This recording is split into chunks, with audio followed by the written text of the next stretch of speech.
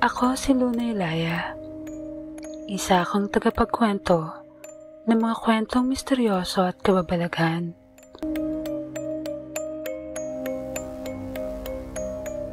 Sa bawat alas-tres ng madaling araw, may mga kwentong naghihintay na marinig.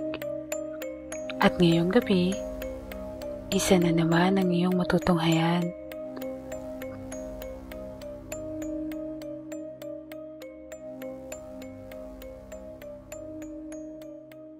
Makinig ka at tandaan, hindi lahat ng bumubulong sa dilim ay iniisip mong tao.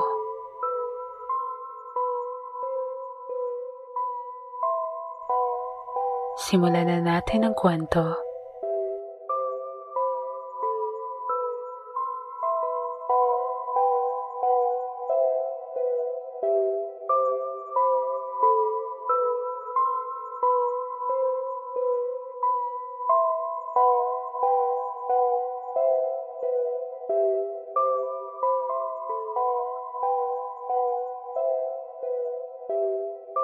Napatingala ang batang babae na nasa 10 taong gulang sa dulo ng hagdan ng lumang bahay. Blanko ang kanyang mga mata habang dahan-dahan siyang umaakyat. Isa, dalawa, tatlo,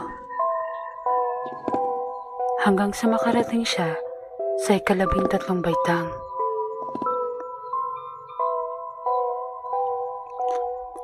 Napatingin siya sa madilim na pasilyo.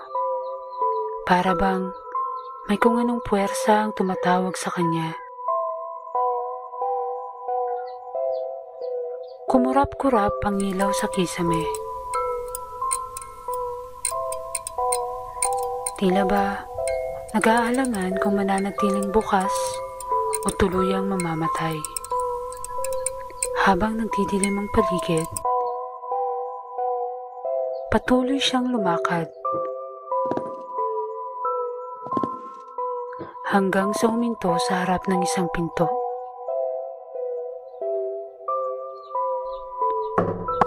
Tatlong beses siyang kumatok.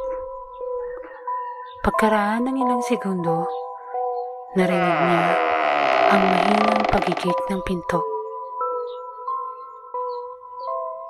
Sa loob, tanging isang kandila lang sa mesa na nasa dulo ng silid ang nagpipigay liwanag. Dahan-dahan siyang lumapit. Diretso ang tingin ng kanyang mga mata na hindi kumukurap.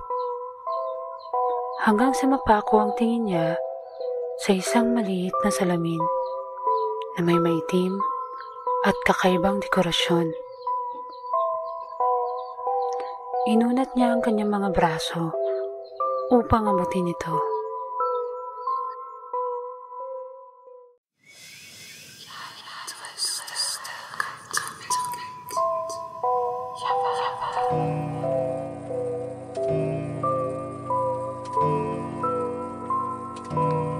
Napabalikwas ako ng bangon.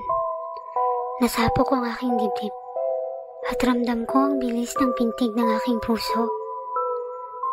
Wala akong ibang naririnig, kundi ang kalembang ng lumang orasan sa dingding ng kwarto kong inuupahan. 3:00 ng madaling araw. Napabuntong hininga ako.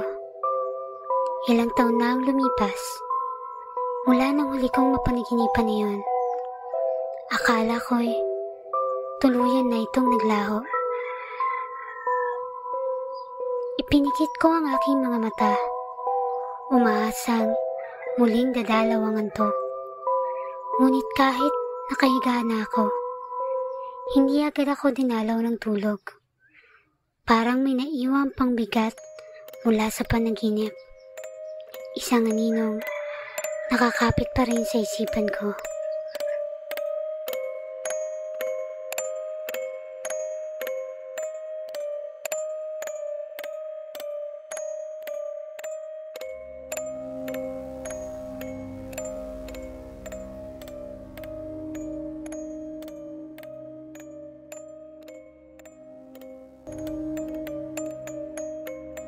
Hanggang dito na lang muna ang ating kwento. Pero tandaan, ang 3:00 ay muling darating. Kung gusto mo pang makinig sa kwento, hanapin mo ko tuwing 3:00. At kung nagustuhan mo ang aking kwento, alam mo na ang dapat gawin. Maghiwan ka ng bakas. Isang like o komento para alam kong nandyan ka. At kung gusto mong masundan ang susunod, mag-subscribe ka na.